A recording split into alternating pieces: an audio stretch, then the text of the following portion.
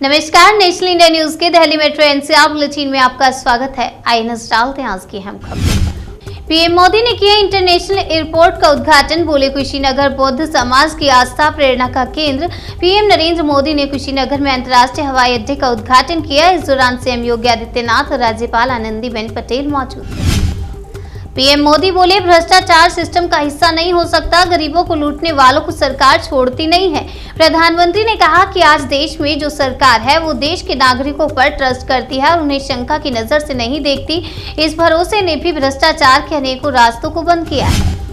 उत्तराखंड में भारी बारिश से तबाही, अब तक 46 लोगों की मौत। केरल के 11 जिलों में भी येलो अलर्ट जारी। उत्तराखंड में लगातार बारिश के दौरान भूस्खलन और ठंड से 46 लोगों की मौत हो गई। केरल में भी इन दिनों हो रही बारिश ने तबाही मचाई है। उत्तराखंड में बाढ़ और भारी बारिश से 42 लोगों की मौत, कई मकान ढहे। उत्तराखंड में मूसलाधार बारिश होने से 42 लोगों की मौत हो गई है और कई मकान ढह गए हैं। वर्षा जनित घटनाओं में अब तक मरने वालों की संख्या 47 हो गई।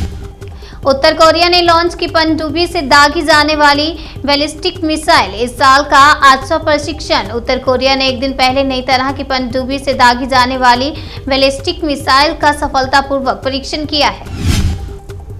पीएम मोदी ने कुशीनगर अंतर्राष्ट्रीय एयरपोर्ट का उद्घाटन किया, बोले पूर्वांचल से किया वादा निभाया है। कुशीनगर एक अंतर्राष्ट्रीय बौद्ध तीर्थ स्थल है जहां भगवान गौतम बुद्ध का महापरिनिर्वाण हुआ था। कुशीनगर इंटरनेशनल एयरपोर्ट के शुरू होने के बाद यहां पर्यटन के विकास की संभावनाएं भी बढ़ जाएंगी। पंजाब कांग्रेस में बवाल, सिद्धू से भिड़े सीएम चन्नी। मुख्यमंत्री पद छोड़ने की कही बात, बोले सीएम बने और काम करके दिखाएं। बैठक के दौरान नवजोत सिंह सिद्धू ने कांग्रेस अध्यक्ष सोनिया गांधी को भेजे 13 सूत्रीय एजेंडे का मुद्दा उठाया। सिद्धू ने सीएम चरणजीत सिंह चन्नी से पूछा कि वह उन वादों को क्यों पूरा नहीं कर रहे हैं। पहाड़ों पर हो रही बारिश से लखीमपुर खीरी में उफनाई, शारदा और घाघरा 150 गांव बाढ़ की चपेट में। लखीमपुर खीरी के पलिया तहसील को शारदा नदी ने पूरी तरीके से अपने आगोश में ले लिया है। शहर की तरफ जाने वाले सड़क और रेल मार्ग को दोनों को शारदा नदी की तेज धार ने काट दिया है, जिसके चलते पलिया शहर टाप में तब्दील हो गया है। छापेमारी से बौखलाया आतंकी संगठन, टीआरएफ एनआईए को दी गंभीर परिणाम भुगतने की धमकी। एनआईए के लिए धमकी भरी पोस्ट करते हुए टीआरएफ ने गंभीर परिणाम भुगतने की चेतावनी दी है। टीआरएफ ने एनआईए से कहा कि वह अपने आतंकी ऑपरेशन का दायरा और बढ़ा रहे हैं।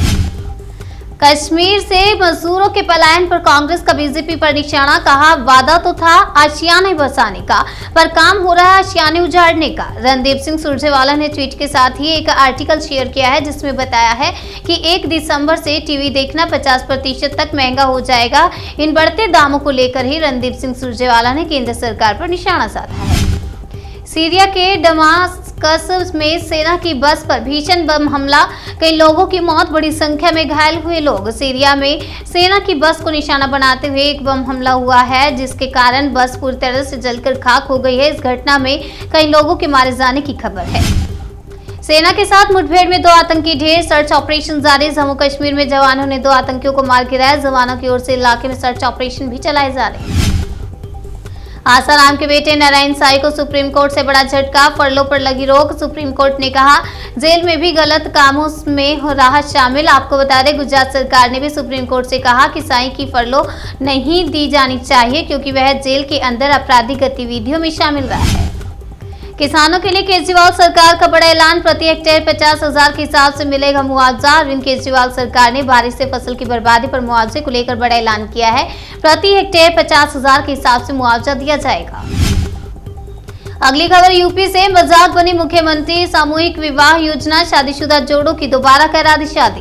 गोंडा में सामूहिक विवाह कार्यक्रम के दौरान सरकार की जमकर किरकिरी हुई है। दरअसल इस दौरान शादीशुदा जोड़ों की फिर से शादी करा दी गई। मामले की जांच के आदेश दिए गए। हरियाणा के किसानों को धान बेचकर मिले 4200 करोड़ रुपए। प्रदेश में 29 लाख टन की खरीद। बारिश की वजह से धान की फसल में नमी बढ़ गई है, इससे किसान परेशान हैं। कुरुक्षेत्र में सबसे अधिक 7,73,974 टन धान की खरीद हुई है।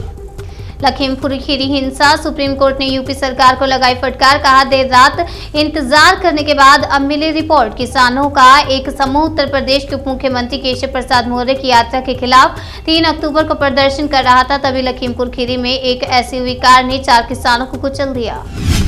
प्रदेश में पिछले 24 घंटों में कोरोना के 14,623 नए केस दर्ज, 197 लोगों की मौत। देश में पिछले 24 घंटों में कोरोना के 14,623 नए मामले सामने आए हैं। वहीं कुल 197 लोगों की मौत हो गई है, जिसके बाद अब तक मरने वालों की संख्या 4,92,651 हो गई।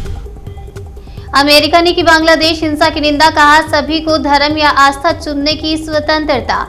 अमेरिका ने कहा, हम दुर्गा पूजा के अवसर पर हिंदू मंदिरों और प्रतिष्ठानों पर हाल ही में हुए हिंसक हमलों की निंदा करते हैं।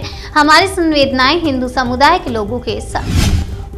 दिल्ली में ट्रेन से आप बुलेटिन में फिलहाल इतना ही। तब तक के लिए मुझे दीजिए इजाजत और देखते रहिए नेशनल इंडिया न्यूज।